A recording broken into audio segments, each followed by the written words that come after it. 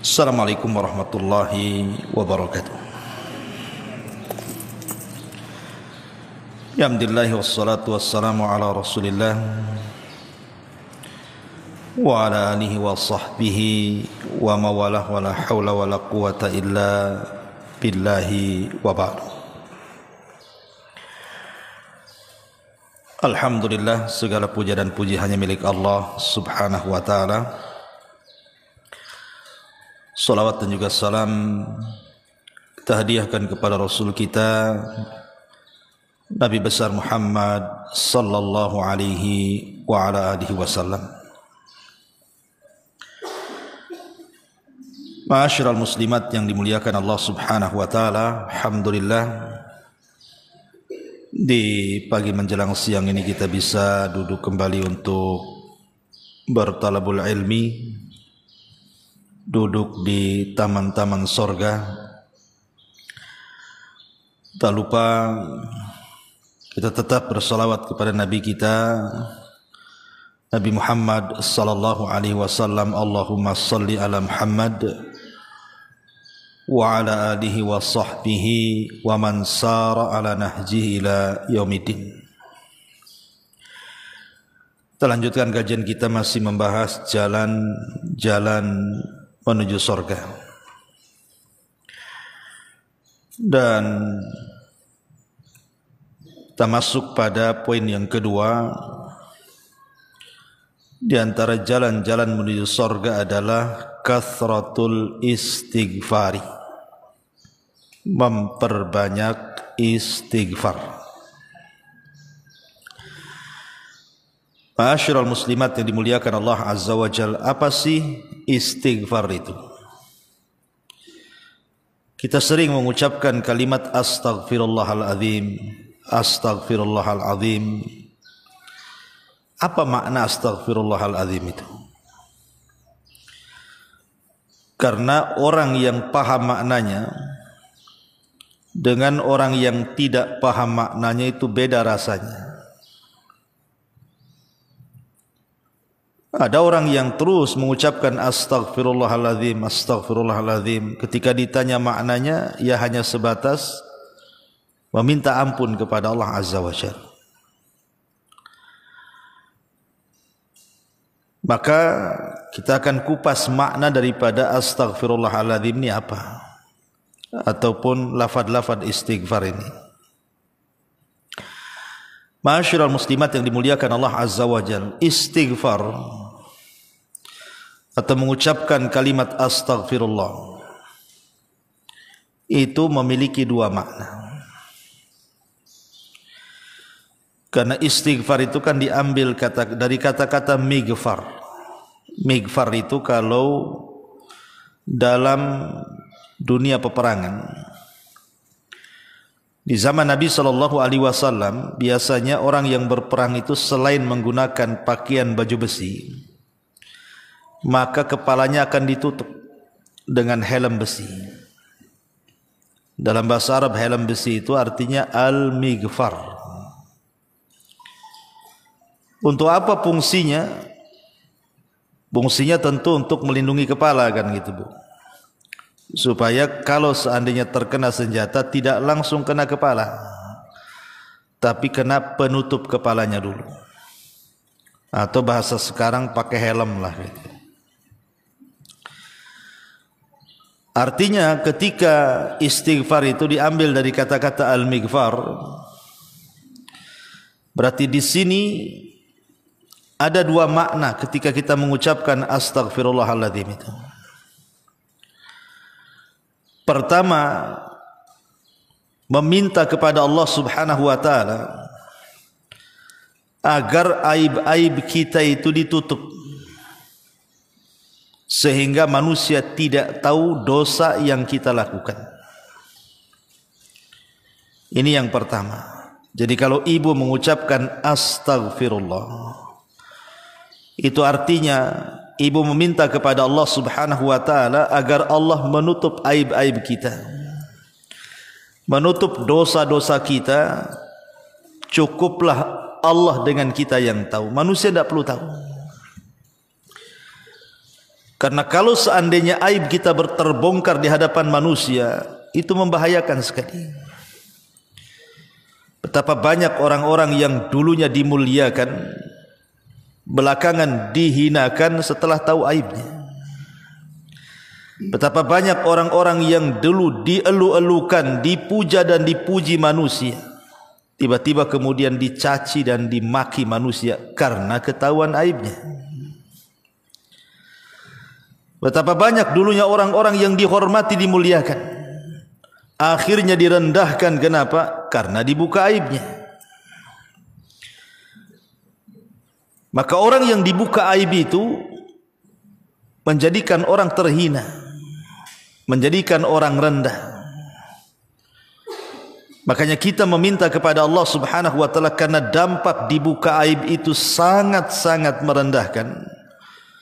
Maka dengan memperbanyak astaghfirullahal azim, artinya kita meminta kepada Allah agar Allah menutup aib-aib kita di hadapan manusia. Karena demi Allah, Bu, saya, ibu atau siapapun,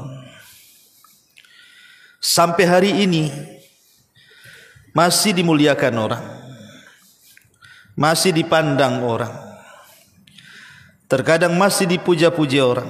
Itu karena aib kita masih ditutup saja. Kalau seandainya aib kita dibuka dan dibongkar oleh Allah Subhanahu wa taala, boleh jadi tidak ada orang yang berkawan dengan kita, yang ada orang pula menghina-hina kita. Maka bersyukurlah kepada Allah Azza wa Jalla, aib kita masih ditutup. Lah supaya tetap dan terus ditutup, perbanyak istighfar. Perbanyak istighfar. Makanya Imam Ahmad ibn Hanbal rahimahullahu ta'ala, ketika dia belanja ke pasar, dia banyak membeli barang-barang, datanglah murid-muridnya dari mana-mana, karena satu pasar itu murid dia semua. Akhirnya kemudian murid-murid Imam Ahmad ini meminta kepada sang imam untuk membawakan barang belanjaannya, dan mengatakan, ya imam, sudahlah, kau pulang bawa badan saja, biar barang-barang ini kami yang bawa. Kata Imam Ahmad, tidak ada hak kalian membawa barang-barangku, katanya. Kalian menghormatiku itu karena kalian tidak tahu aibku saja, katanya. Kalau kalian tahu aibku, kata Imam Ahmad, saya yakin kalian tidak menghargai aku. Pasti kalian akan meletakkan tanah di atas kepalaku. Lihat bagaimana tawadhu'nya sang imam ahli sunnah wal jamaah, Al-Imam Ahmad ibn Hanbal rahimahullahu ta'ala. Kata beliau, kalau kalian tahu aibku, tentu kalian tidak akan menghargai aku. Artinya kita masih dimuliakan itu karena masih ditutup aibnya. Maka bersyukurlah kepada Allah Subhanahu wa ta'ala. Dahulu di zaman Bani Israel, Bu, di zaman Nabi Musa. Tapi riwayat ini riwayat Israiliyat, riwayat lemah, tapi kita ambil ibrahnya sajalah. Jadi di zaman Bani Israel, Nabi Musa alaihi salam, satu hari terjadi pacaklik, tidak turun hujan tuh, sehingga kehausan. Akhirnya Nabi Musa alaihi salam membawa Bani Israel ke tanah lapang untuk melaksanakan istisqa, salat minta hujan. Lama Nabi Musa berdoa kepada Allah, langit pun tak kunjung-kunjung ada awan hitam. Makin cerah pula lah langit itu, tak ada tanda-tanda mau hujan. Sehingga Nabi Musa alaihi salam yang merupakan kalimur Rahman, Nabi yang sering berdialog dengan Allah Azza wa Jalla, berusaha berdialog dengan Allah dan mengatakan, ya Rabb, kenapa kami semua sudah meminta kepadamu hujan, tapi kok tak kabul-kabulkan doa kami? Maka Allah Subhanahu wa ta'ala mengatakan kepada Nabi Musa, ya Musa, inna fikum rajulun asallaha arba'ina sanatan. yang menghalangi aku tidak memberikan hujan kepada kalian itu karena di tengah-tengah kalian ada seorang laki-laki yang bermaksiat kepada Allah Subhanahu wa taala 40 tahun. Kalau engkau mau keluarkan laki-laki itu dari tanah lapang itu, maka aku akan turunkan hujan. Maka Musa mengatakan, siapa ya Rabb, siapa namanya, akan kupanggil. Tapi Allah Subhanahu wa taala salah satu sifat namanya apa? As-Sittir. Allah itu tidak mungkin membongkar aib hambanya. Dia Maha Penutup. Maka Allah mengatakan, ya Musa, tidak mungkinlah kusebutkan orang itu, cukuplah kau berteriak saja. Siapa di antara kalian yang bermaksiat 40 tahun keluar dari lapangan. Akhirnya kemudian Musa pun mulai mengatakan ucapan seperti itu. Man minkum rajulun asallaha arba'ina sanatan fakhruj. Siapapun di antara kalian yang melakukan maksiat 40 hari, tolong keluar dari tanah lapang ini. Semua manusia yang hadir di situ Bani Israel saling meliriklah satu dengan yang lainnya. Kira-kira siapa nih? Siapa nih? Siapa nih? Ya nggak ada yang mau ngaku lah di hadapan orang ramai kan itu. Tapi rupanya dari sekian ribu Bani Israel itu adalah satu anak muda menundukkan pandangannya ke bawah sambil menutup wajahnya. Kemudian dia merasa dan mengatakan, ya Rabb, apakah setelah 40 tahun aku bermaksiat kepadamu, kau tutup aibku selama 40 tahun itu? Tiba-tiba hari ini kau bongkar aibku sehingga semua orang tahu tentang aibku. Malunya aku di hadapan manusia ya Rabb. Inni tubtu ilaika, aku bertobat ya Rabb. Selepas ini aku tidak mungkin lagi bermaksiat. Ketika laki-laki ini bertobat, tiba-tiba langit gelap. Tiba-tiba kemudian hujan. Nabi Musa makin heran lah. Katanya kalau seandainya ingin dihujani, laki-laki itu harus keluar dari tanah lapang. Kok tidak ada yang keluar, tiba-tiba hujan pula. Maka Musa mengatakan, ya Rabb, bukankah orang yang kau maksudkan itu belum keluar dari tanah lapang ini? Kenapa kau berikan hujan kepada kami? Maka Allah mengatakan, ya Musa, orang itu sudah bertobat dan ku terima tobatnya. Artinya sudah tidak ada penghalang aku menghujani kalian. Maka Musa makin penasaran dan mengatakan, ya Rabb, tunjukkan orang itu. Siapa dia? Maka Allah mengatakan, ya Musa, 40 tahun aku sembunyikan aib dia. Kalau aku beritahu namanya, berarti aku membongkar aibnya. Cukuplah kau tahu bahwa dia sudah bertobat kepada Allah Azza wa Jalla. Memang kisah ini kisah Israiliyat, dilemahkan para ulama, tapi ibrahnya lihat. Ya. Bahwa Allah Subhanahu wa taala menutupi aib orang ini selama 40 tahun. Orang tidak tahu. Dan ini rahmat dari Allah, kasih sayang Allah kepada kita, menutup aib-aib kita. Karena tadi saya katakan dampaknya, Bu, orang kalau sudah dibongkar aibnya, walaupun dia seorang ustadz, imam masjid, seorang kiai, tuan guru, syekh, kalau sudah terbongkar aibnya, jatuh di mata manusia.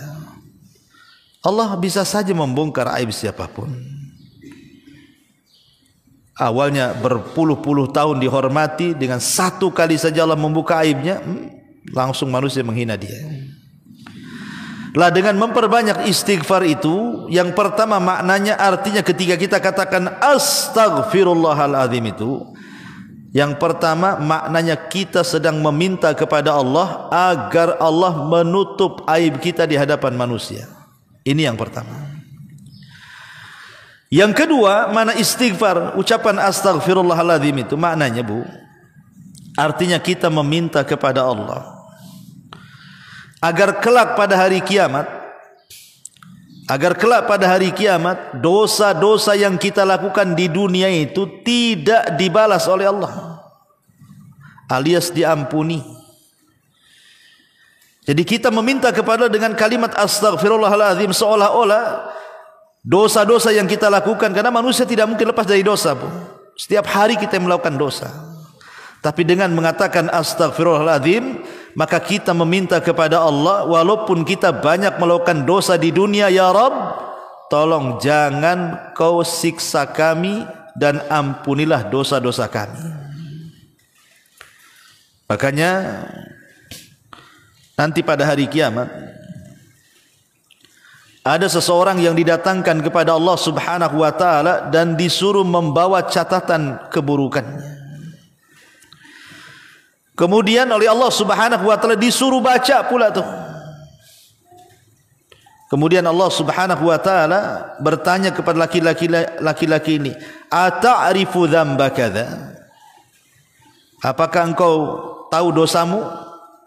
Iya ya Rabb. Bukankah kau sudah melakukan dosa ini dan itu? Maka dia mengatakan, iya wahai Rabb.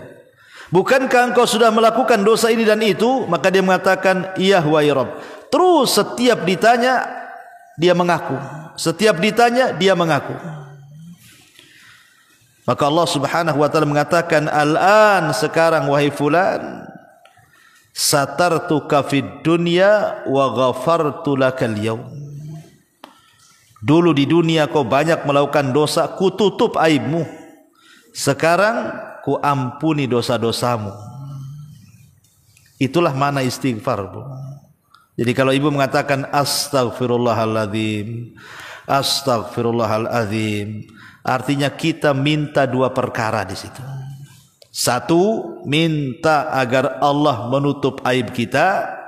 Dua, minta kepada Allah agar kita diampuni dosanya dan setiap dosa yang kita lakukan di dunia tidak dibalas oleh Allah Azza wa Jalla. Itu makna istighfar tuh. Nah, dari sini pahamlah itu makna istighfar. Ya. Ma'asyiral muslimat yang dimuliakan Allah Subhanahu wa taala. Istighfar ini banyak keutamaannya. Banyak keutamaan dan kemuliaan. Makanya kenapa di beberapa tempat kita disuruh untuk mengucapkan istighfar. Seperti umpamanya, contoh saja, ketika seseorang hendak tidur, maka kita disuruh membaca astaghfirullah alladzi la ilaha illa huwal hayyul qayyum wa atubu ilaih. Ataupun ketika kita sedang istisqa, meminta hujan, maka kita pun diperintahkan atau dianjurkan memperbanyak istighfar, astaghfirullah alladzi la ilaha illahu al hayyul qayyum wa atubu ilaih. Ataupun ketika ibu keluar dari kamar mandi, entah ibu habis berak, habis kencing, atau apa, pokoknya masuk ke kamar mandi lah. Maka keluar, kita diperintahkan apa, Bu? Ghufranaka. Ghufranak itu artinya meminta ampun kepada Allah Azza wa Jalla. Istighfar juga. Kemudian juga apabila selesai dari wudu ataupun ibu selesai bermajlis, maka kita disunnahkan untuk membaca apa? Subhanakallahumma wa bihamdika asyhadu an la ilaha illa anta astaghfiruka wa atubu ilaih. Suruh istighfar. Ataupun selepas salat 5 waktu, Bu. Yang sudah saya jelaskan ibu, kalau habis salat 5 waktu, salat wajib, pertama kali setelah salam dibaca apa? Astaghfirullahaladzim, astaghfirullahaladzim, astaghfirullahaladzim 3 kali. Ataupun ketika ibu masuk ke masjid, maka juga dianjurkan rabbighfirli dzunubi waftahli abwaba rahmatik. Ataupun ketika ibu melihat ada orang yang meninggal, maka kata Nabi SAW, istaghfiru li akhikum, beristighfarlah untuk saudara kalian.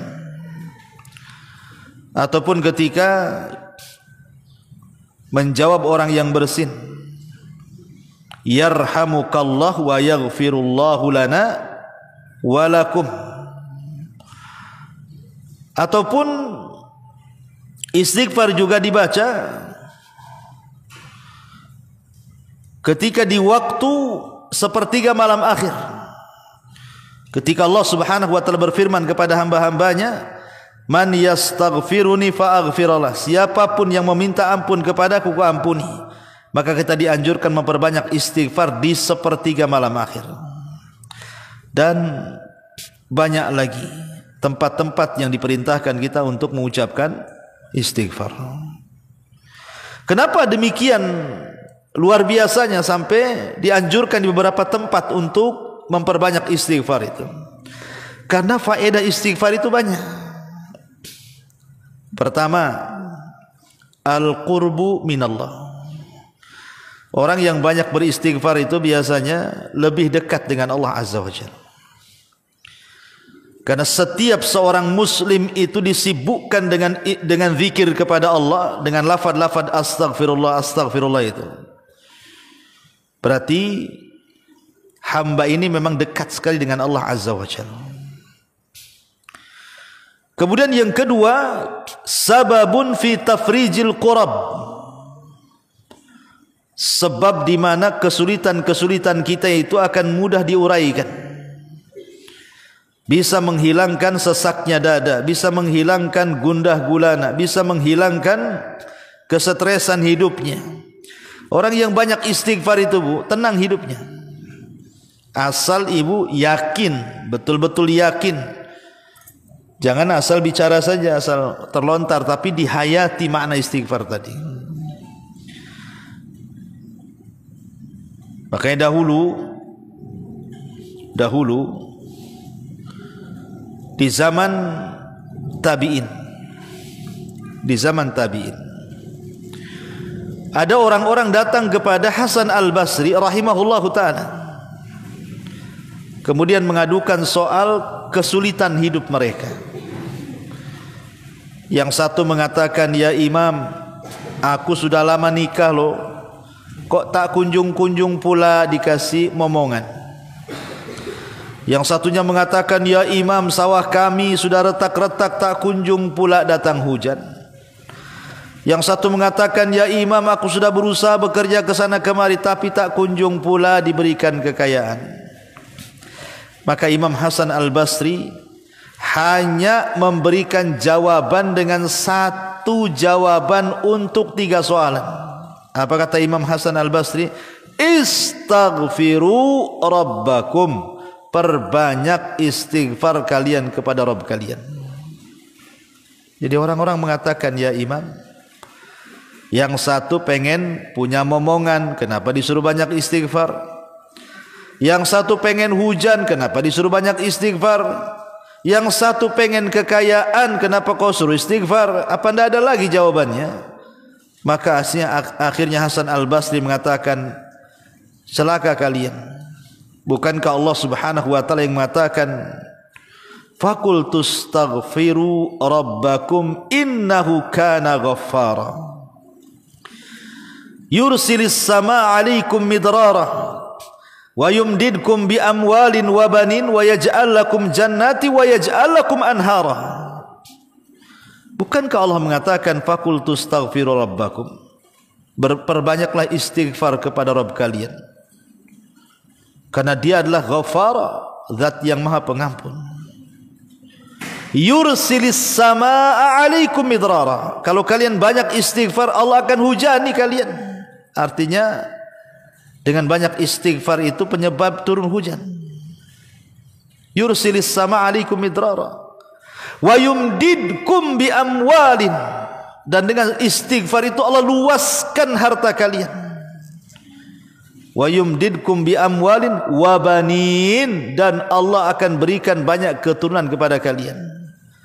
Ini Allah yang mengatakan, kalau kalian banyak istighfar akan diturunkan hujan, akan diperbanyak kekayaan, akan diperbanyak turunan. Makanya saya katakan istaghfiru rabbakum, perbanyak istighfar oleh kalian. Karena istighfar itu faedahnya adalah menghilangkan kurab, kepenatan, kesulitan, kesetresan dan begitu seterusnya. Kemudian yang ketiga, istighfar itu sababun fi dukhulil jannah. Sebab di mana orang itu mudah masuk ke dalam surga. Jadi istighfar ini mudah sekali. Dengan istighfar ini kita dimasukkan ke dalam surga. Karena yang menghalangi orang masuk surga itu kan dosa, Bu. Karena dosa itu penyebab orang masuk neraka. Dan lawan daripada melakukan dosa itulah istighfar. Jadi kita melawan lawannya. Lawan dosa istighfar. Kalau orang berbuat dosa melakukan kemaksiatan, ketika kemudian dia istighfar meminta kepada Allah agar diampuni dosa-dosa maksiatnya, makanya kemudian istighfar itu penyebab mudah orang masuk surga. Kemudian yang keempat, sababun fi daf'il bala. Sebab di mana musibah-musibah itu bisa tercegah dengan memperbanyak istighfar. Karena Allah Subhanahu wa taala ketika bicara soal keamanan, wa ma kana Allahu liyu'adzibahum wa anta fihim wa ma kana Allahu mu'adzibahum wa hum yastaghfirun. Kata Allah Subhanahu wa taala, tidak mungkin Allah mengadab sebuah kaum kalau engkau wahai Muhammad hidup di tengah-tengah mereka, dan tidak mungkin Allah mengadab sebuah kaum kalau kaum itu terus memperbanyak istighfar. Dalam ayat ini ada dua keamanan. Orang kalau ingin aman hidup di tengah-tengah Nabi sallallahu alaihi wasallam. Masalahnya Nabi sudah meninggal. Berarti tinggal ada satu keamanan lagi. Apa itu? Memperbanyak istighfar. Wa ma kana Allahu mu'adzibahum wa hum yastaghfirun. Dan Allah tidak mungkin mengadab sebuah kaum sampai mereka banyak melakukan istighfar. Kemudian yang kelima, yu'addul istighfar naw'an min anwa'il ibadati allati yataqarrabu bihal abdu ila Allah. Jadi istighfar itu dikategorikan jenis-jenis ibadah yang dengan itu kita mudah berhubungan dengan Allah Subhanahu wa taala.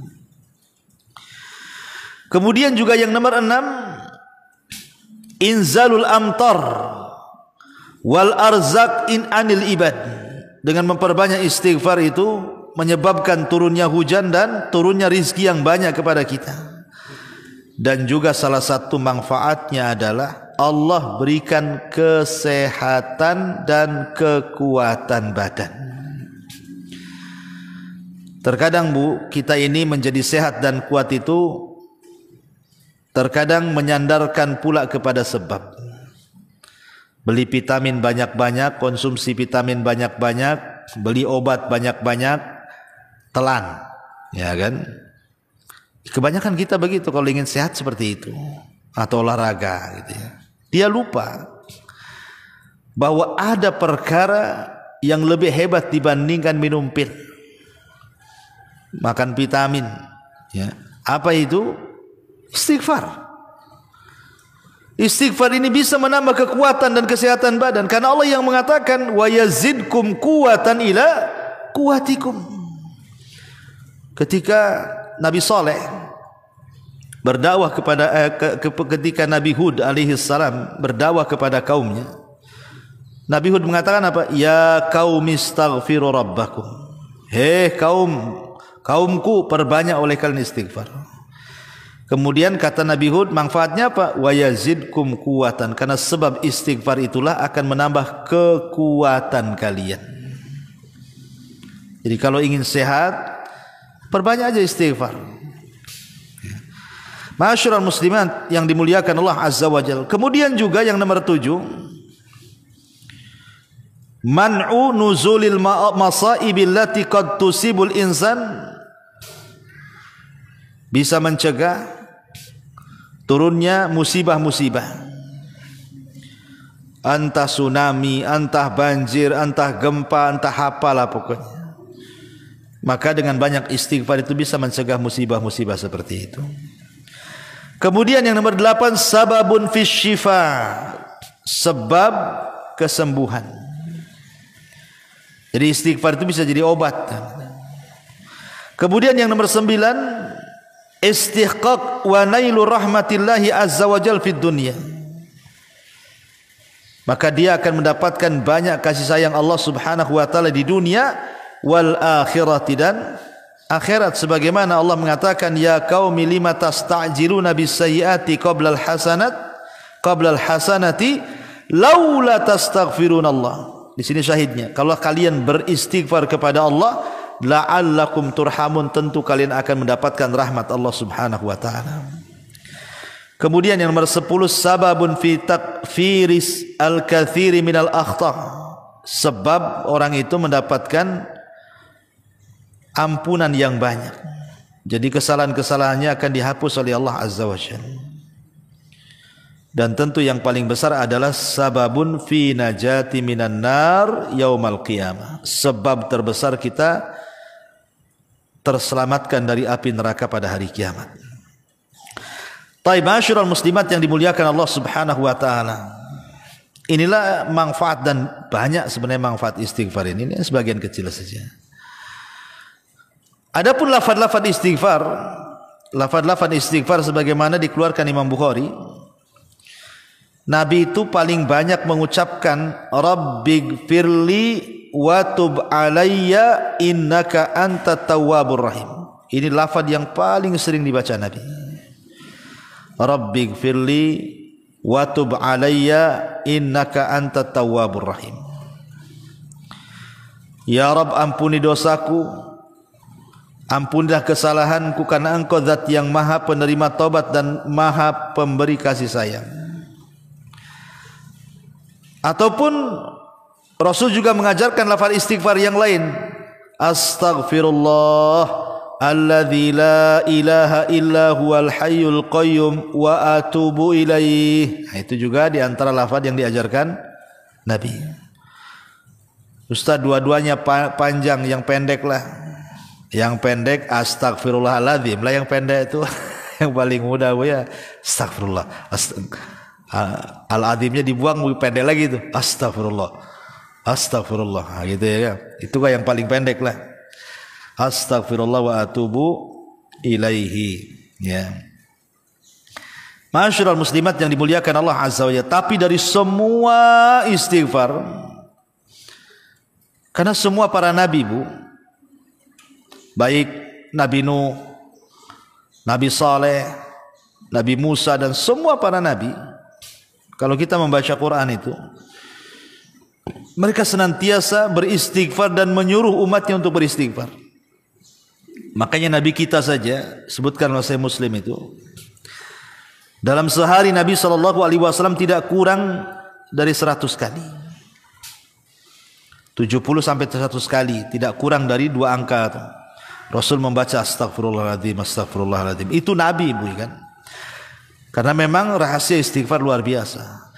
Tapi dari semua, kayak saya katakan, dari semua lafaz-lafaz istighfar yang diajarkan kepada kita, Bu, maka ada satu lafaz yang merupakan rajanya istighfar. Rajanya istighfar. Apa itu? Sayyidul istighfar. Allahumma anta rabbi la ilaha illa anta khalaqtani wa ana abduka wa ana ala ahdika wa wa'dika mastata' a'udzu bika min syarri ma sana' abu'u laka bi ni'matika alayya abu'u bi dzambi faghfirli fa innahu la yaghfiru dzunuba illa anta. Siapapun yang membacanya di pagi hari, kemudian Allah takdirkan dia meninggal sampai sore hari, maka dijamin masuk surga. Kalau dia baca di sore hari, Allah takdirkan dia meninggal sampai pagi, maka dipastikan masuk surga. Ini sayyidul istighfar. Ya Allah, Engkau adalah Tuhanku, tidak ada sesembahan yang berhak kecuali Engkau. Engkau yang menciptakan aku, sedangkan aku adalah hamba-Mu, dan aku di atas ikatan janji-Mu, dan akan menjalankan dengan semampuku. Aku berlindung kepadamu dari segala kejahatan yang telah aku perbuat. Aku mengakuimu atas nikmat-nikmatmu terhadap diriku, dan aku mengakui dosa-dosaku kepadamu, maka ampunilah aku, sesungguhnya tiada yang mengampun segala dosa kecuali Engkau ya Rabb. Luar biasa isinya Sayyidul Istighfar. Makanya kenapa kemudian keutamaannya luar biasa. Ma'asyiral muslimat yang dimuliakan Allah Subhanahu wa taala. Sebagian ulama membahas kalau seandainya seseorang itu melakukan dosa, kemudian dia mengucapkan astaghfirullahaladzim, apakah dosanya semata-mata mengucapkan astaghfirullahaladzim itu langsung diampuni? Maka ulama mengatakan tidak langsung diampuni, Bu, sampai dia betul-betul meninggalkan dosanya. Sebab kalau seandainya dia melakukan dosa, kemudian dia istighfar, kemudian melakukan dosa yang sama, kemudian istighfar, dan begitu terus, ini namanya talaub, main-main namanya, main-main dengan taubat namanya. Jadi istighfar yang seperti ini tidak ada manfaatnya. Makanya ulama mengatakan al istighfaru ma'al israr taubatul kadzdzabin. Beristighfar tapi dia pun melakukan terus dosa yang sama, itu tobatnya para pendusta, Bu. Itu tobatnya para pendusta.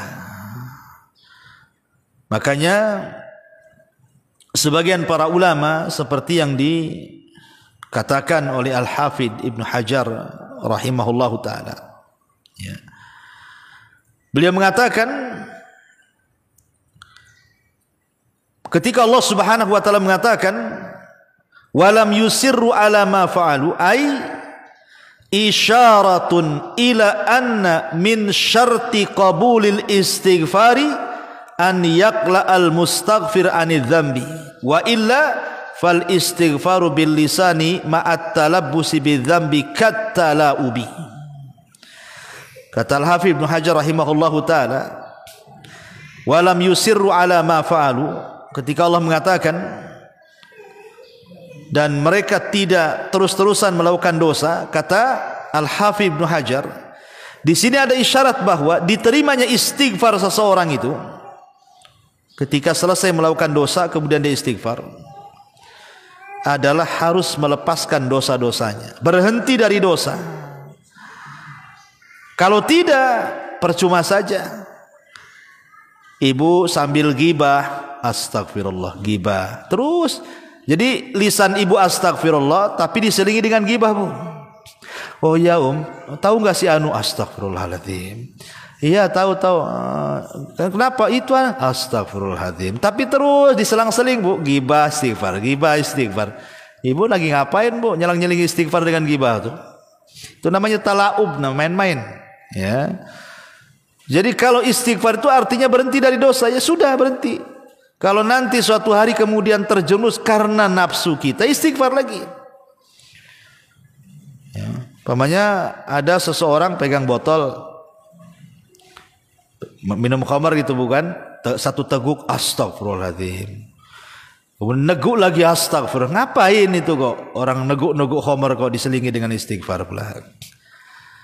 Jadi istighfar seperti ini namanya taubatul kadzdzabin namanya. Taubatnya para pendusta. Atau disebut talaub, kata Al-Hafidz Ibnu Hajar itu. Jadi istighfar saja tidak cukup. Maksudnya ucapan astagfirullah saja tidak cukup menghapuskan dosa-dosa orang yang melakukan dosa sampai betul-betul dia taubatan nasuha.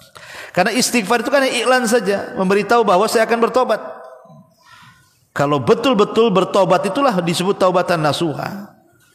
Menjauh dari dosa, berazam tidak melakukannya, menyesal dan begitu seterusnya dari syarat-syarat tobat itu kan, Bu, ya.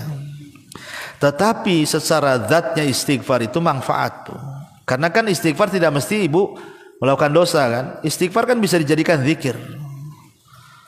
Bisa dijadikan zikir ketika ibu banyak ada masalah, astagfirullah. Enggak ada masalah pun astagfirullah. Bisa jadi zikir. Dan itu manfaatnya besar. Salah satunya apa? Dari segi makna istighfar saja kita sudah bisa rasakan manfaatnya. Pertama, aib kita ditutup. Yang kedua, dosa-dosa kita tidak akan diazab. Luar biasa dari segi maknanya saja istighfar itu. Wallahu a'lam. Ini di antara jalan menuju surga adalah kathratu al istighfar, memperbanyak istighfar. Baik, sampai di sini. Kalau yang bertanya silakan. Iya.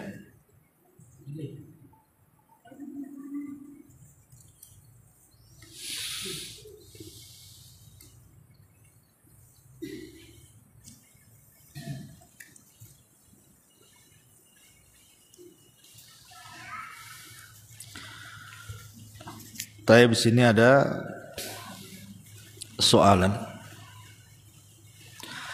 Apa bedanya istighfar dengan taubat? Apa ciri-ciri diterima atau tidaknya taubat kalau oleh Allah Azza wa Jalla? Iya. Istighfar dengan taubat beda, Bu. Kalau istighfar itu lisan. Astaghfirullah artinya saya meminta ampun. Lisan kita mengiklankan minta ampun. Minta supaya dosa-dosa kita diampuni oleh Allah dan tidak diazab di akhirat. Minta supaya dosa-dosa kita tidak diungkap di hadapan manusia alias ditutup aib kita. Itu istighfar. Kalau taubat ini meninggalkan perbuatan dosa.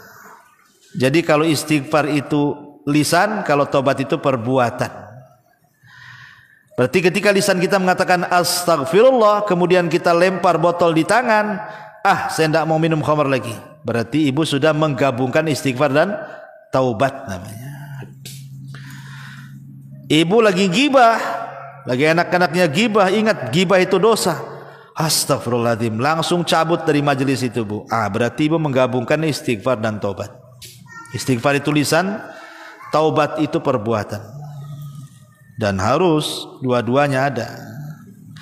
Adapun ciri-ciri orang yang diterima taubat dan tidaknya itu nampak, Bu. Kondisinya jauh lebih baik ataukah lebih buruk? Kalau kondisinya jauh lebih baik daripada sebelum dia bertobat kemudian bertobat, maka ciri-cirinya itu tobatnya dapat taufik tuh. Yang tadinya dulu nggak sholat, kemudian tobat rajin pula dia sholat. Yang tadinya nggak pakai jilbab nutup aurat, tiba-tiba habis tobat ditutup semua anggota badannya. Yang tadinya tidak pernah baca Quran, yang tadinya tidak pernah hadir di majelis taklim, tahu-tahu hadir di majelis taklim. Pokoknya siapapun yang kondisinya jauh lebih baik daripada sebelumnya, itu tanda-tanda diterima taubatnya. Artinya dia dapat taufik dan hidayah tuh. Tapi kalau seandainya terbalik, Bu, kondisinya makin buruk gitu ya. Biasa durasi gibah itu sejam, ini 1 hari. Ini kan repot nih.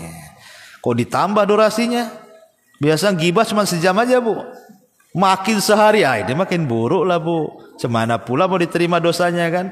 Ya, jadi kalau kondisinya lebih buruk, ini bahaya. Ya, berarti tidak diterima tuh dosanya. Itu saja yang nampak, Bu ya. Wallahu a'lam. Kemudian bagaimana hukum bersumpah palsu dan bagaimana cara bertobatnya, adakah syarat-syarat khusus? Iya. Bersumpah palsu hukumnya tidak boleh. Nabi SAW memasukkan sumpah palsu itu dosa besar. Ala qauluz zur, ala wa qauluz zur, ala wa qauluz zur. 3 kali Rasul mengatakan, hati-hati jangan sumpah palsu, hati-hati jangan sumpah palsu, hati-hati jangan sumpah palsu. Sampai Rasul mengulang 3 kali. Yang tadinya duduk sampai bangkit Rasul menyebutkan kalimat qauluz zur itu. Saking bahayanya, karena sumpah palsu ini bahaya, Bu. Contohnya di pengadilan, Bu. Di pengadilan ya. Kalau saksi-saksi itu kemudian berani bersaksi dan dibayar, disuruh dia bersumpah palsu karena mendapatkan bayaran, itu bisa saja orang yang tidak bersalah jadi bersalah. Orang yang tidak berhak dipenjara jadi dipenjara, orang yang tidak berhak dibunuh jadi dibunuh, orang yang tidak berhak diambil hartanya diambil hartanya, kan itu. Karena sumpah palsu itu. Itu contoh di persidangan saja. Ataupun di pasar, yang tadinya dia dapat barang bagus, karena kena tipu sumpah-sumpah, jadi barang jelek. Dan begitu seterusnya. Ya. Makanya kenapa sumpah palsu itu termasuk dosa besar. Dan tobatnya sumpah palsu ya bayar kafarah sumpah lah Bu. Kalau dia mau menghindari kafarah sumpah, ya kasih makan berpuasa 3 hari atau kasih makan 10 fakir miskin. Itu kafarah sumpahnya. Wallahu a'lam.